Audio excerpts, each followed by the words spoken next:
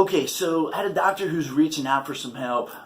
He's done a good job so far in the last couple of years of growing his practice, but he's looking to really take it to the next level, and he's thrown some stats at me.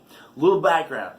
In the last couple of years, he's taken his practice from a little bit below $500,000 to nearly $1 million, so he's doing great, but he wants to really take it to the next level.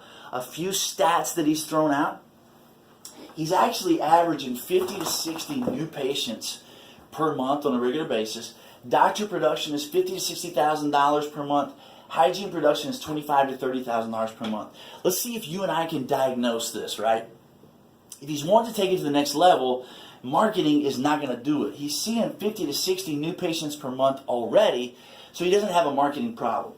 Perhaps adding additional offerings like implants or whatnot. Well, that's probably not going to make a big difference either, because we're already seeing 50 to 60 new patients. We're only doing $50,000 to $60,000 per month on the doctor's side.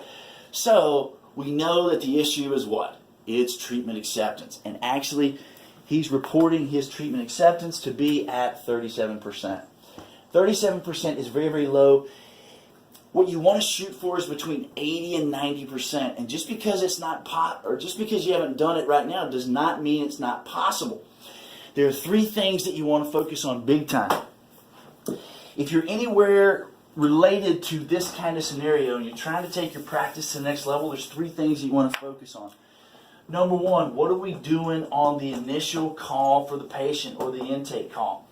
What you want to do is not simply schedule the patient, but you want to qualify the patient properly and then schedule. So you're asking open-ended questions, and the goal is that the patient shows up under the proper realization.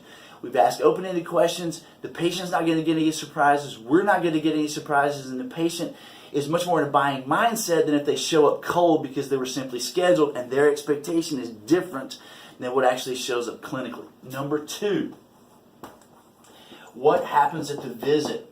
Okay, we need to be creating value, finding out what's most important to the patient before we present treatment, so that we can have the patient understand how getting this treatment will get them what's most important to them. If you're not doing that, then you're looking in the mouth clinically at what's going on, you're presenting treatment, patient doesn't see value, so they're asking, how much does my insurance cover, right?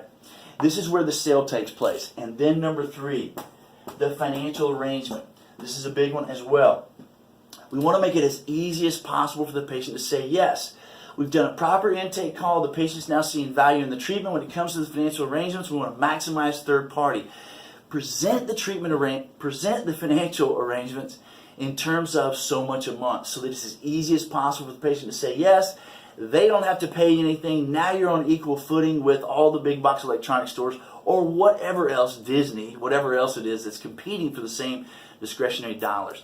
And that's how you maximize treatment acceptance, and that's how you take your practice to the next level. If you want more information, or if you like all of this, please let me know. Subscribe to our YouTube channel. There's all sorts of resources, or reach out to us for help. We'll be glad to support you with some very specific things that we can do. Reach out to us. And if you like or if you don't like, leave me some comments. I want to know what your thoughts are.